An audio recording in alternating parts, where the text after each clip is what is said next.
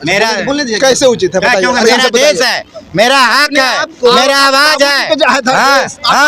मेरा बाबूजी, मेरा भी देश है, मेरा भी देश है। देखिए लोग आ जाते हैं मीडिया के सामने बोलने, लैंग्वेज सही है, लैंग्वेज सही का ये लोग आरक्षण की बात है। आरक्षण आरक्षण की बात करते हैं ये लोग। कैसे आरक्षण मिलेगा? ये लोग आरक्षण कैसे मिलेगा ये बताइए। इनका देश का मेरा देश का नहीं, यही पहले बताइए, साबित करो। इन्होंने बोला था कश्मीर से 370 की धारा हटेगी तो खून की नदियां बहाएंगे। हटी की नहीं हटी? राम मंदिर का निर्माण होगा तो खून की नदियां बहेगी। बना कि नहीं बना? बिल्कुल बना। तो मोदी है तो मुमकिन है। सब लोग एक जगह हो गए थे, पता नहीं देश के मान्यवर ममता बनर्जी, राहुल गांधी, सोनिया गांधी, तो कौन कौन हो गए थे, सब पीएमए बनने के लिए तैयार हो गए थे। समझे बात को? इन्होंने बोला था कश्मीर से 370 की धारा हटेगी तो खून की नदियां बहाएंगे। हटी की नहीं हटी? राम मंदिर का निर्माण होगा तो खून की नदियां बहेगी। बना कि नहीं बना? बिल्कुल बना। तो मोदी है तो मुमकिन है। सबसे बड़ी सवाल ये है हमारा कि अगर सरकार चाहती है कि गरीबों का विकास हो तो उस आरक्षण को हटाकर उसके जगह पे जो गरीब है उसको पढ़ने के लिए मदद करे, स्कॉलरशिप दे। जो मान लीजिए आपके पास आरक्षण आपके पास पहुंच रहा है, ये बताइए। बिल्कुल नहीं पहुंच रहा है। हमको तो पता नहीं क्या आरक्षण है, नहीं है। हमको तो बिल्कुल पता नहीं आरक्षण क्या है। आपके बच्चे को आरक्षण कर रहा, ले ले हम आरक्षण। ये अगर आपके बच्चे को पढ़ाने के लिए हम बता रहे हैं, जिसके परिवार में एक आदमी पढ़ लिख लिया, नौकरी ले लिया, उसी के परिवार में 10 गो नौकरी वाला है। और जिसके परिवार में पढ़ा लिखा नहीं, अरे यार मैट्रिक पास नहीं करता है, इंटर पास नहीं करता है, आरक्षण का लाभ कैसे मिलेगा? सरकार उपाय किया कि उसको इंटर तक पढ़ाए हम। कांग्रेस पार्टी इतना दिन शासन किया, कांग्रेस करेगा, कांग्रेस की बात लेकिन पढ़ाने का ना पहले व्यवस्था करो। मैट्रिक इंटर पास करेगा तब ना फॉर्म भरेगा तो नौकरी मिलेगा। का एक सवाल था, मोदी को संविधान घुटनों पे ला दिया था। अगर संविधान को अगर हम प्रणाम कर रहे तो घुटनों पे आना हुआ क्या? देखिए इन लोगों की मानसिकता अलग है। मोदी जी देश के तीसरे बार प्रधानमंत्री बन चुके हैं, समझे। अब ये कहेंगे 400 पार नहीं किया। अब बताइए कोई पिता अगर अपने बेटे को बाहर कमाने के लिए भेजता है, वो संजोग से वो बच्चे अगर 10,000 कमा रहा है तो अपने बेटे को कहे बेटा 20,000 कमाओ, बढ़ के कमाओ, क्योंकि अगर नहीं बोलेगा उसको तो वो बढ़ेगा नहीं। इसलिए एक नारा एक आश्वासन दिया गया था कि ये टारगेट रखा गया था, समझे। केंद्र में सरकार तो मोदी थी ही, तीसरी बार कंफर्म से वो बनना ही था बनना, लेकिन इन लोगों को पता नहीं चल रहा था, इन लोग बौखला रहे थे, समझे। सब लोग एक जगह हो गए थे, पता नहीं देश के मान्यवर ममता बनर्जी, राहुल गांधी, सोनिया गांधी, तो कौन कौन हो गए थे, सब पीएमए बनने के लिए तैयार हो गए थे, समझे। अच्छा भैया, आपने आरक्षण की बात बोला जो संविधान के खतरे में पूरा विपक्ष बोल रहा था ना, कल परसों की शायद भाषण में अनुराग ठाकुर ने साफ क्लियर कर दिया ना कि लोग कितना संविधान भक्त है। समझिए कि जिसको पता नहीं है कि संविधान में पेज कितना है, ऐसे करके बता रहा, ऐसे क्या होता है?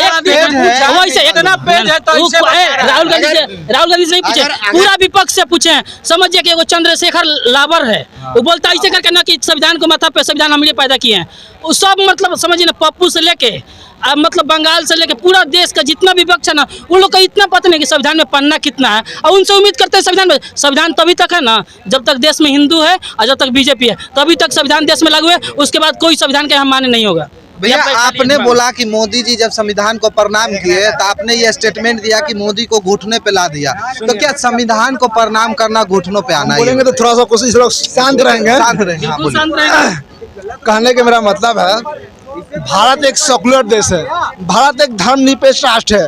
पहले अरविंद हेगड़े करके था, वो भी हिंदू राष्ट्र का मांग कर रहा था। अभी जो यूपी का एक सांसद जो कब से सेकुलर है बताइए? आप चुप रहिए ना, हम कहते हैं कि चुप रहिए। जवाब दोगे ना भाई?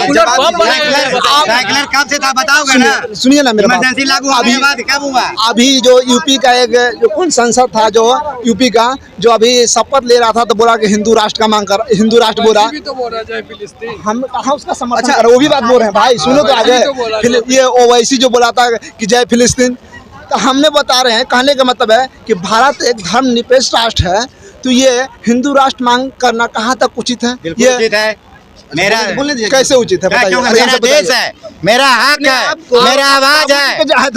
हाँ, मेरा बाबूजी, मेरा भी देश है, मेरा भी देश है। देखिए, ये लोग आ जाते हैं मीडिया के सामने बोलने, लैंग्वेज सही है, लैंग्वेज सही था। ये लोग आरक्षण की बात है, आरक्षण की बात करते हैं ये लोग। कैसे आरक्षण मिलेगा? ये बताइए। इनका देश का है, मेरा देश का है, यही पे बताइए, साबित करें। चाचा, हमारे दादाजी अभी जिंदा हैं। उन्होंने एक कहानी हमें कुछ दिन पहले सुनाया, इमरजेंसी का वक्त का, इंदिरा गांधी का शासन था उस समय। उन्होंने ऐसा कहानी सुनाया उस समय का कि उस समय तो हम बहुत दूर थे, मेरा आंख में आंसू आ गया। ये बताइए, इस तरह का कहानी सुनाया और वो बात करते हैं आरक्षण और संविधान बचाने की। ये बताइए 1975 में क्या हुआ था? इंदिरा गांधी जब संविधान को लात मार दी थी, माने लात मारना ही हम कहेंगे, पूरा इमरजेंसी लगा करके सारे विपक्ष के नेता को जेल में डाल दी। उस समय संविधान खतरा में नहीं हुआ। आज मोदी जी जाकर के प्रणाम कर रहे हैं तो आप बोल रहे हैं कि मोदी जी को घुटना पड़ा दिया संविधान। ये नहीं कहा कि कांग्रेस अच्छा था।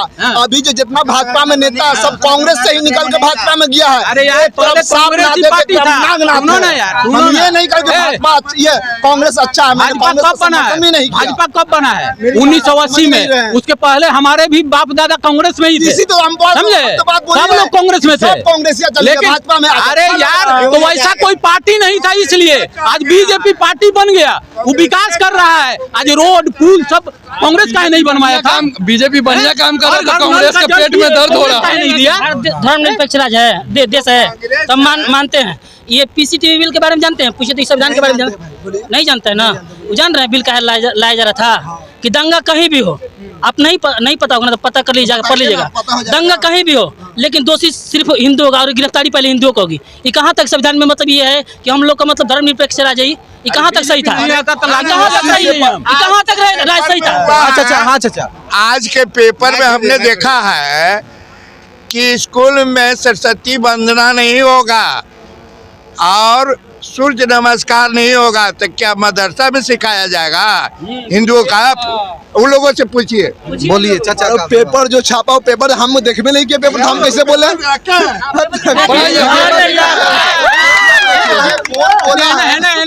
देखिए, जूम कीजिए थोड़ा, देखिए चर्चा को बताइए, पढ़िए।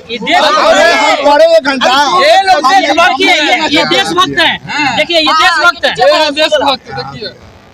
स्कूल में सरस्वती वंदना और सूर्य नमस्कार का विरोध करें मुस्लिम छात्र। आप देखिए, आप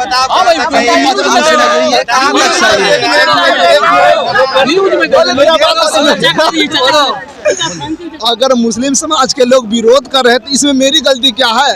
मेरी गलती क्या है? हिंदू राष्ट्र बना तो आपको दिक्कत क्या है? अगर हम हिंदू राष्ट्र का घोषणा कर रहे हैं, मांग करें तो हम भारत का संविधान सबका अधिकार देता है कि सब अपने धर्म को माने। अगर मुस्लिम समाज का विरोध कर रहा है तो ये गलत है, 100% गलत है, 105% गलत है, तो गलत है, गलत है। जैसा कि अभी आपने देखा, हमारे साथ तमाम लोग थे, सभी ने अपना अपना राय को रखा है। बाकी वीडियो आपका अच्छा लगे, चैनल को सब्सक्राइब करें, लाइक करें, शेयर करें।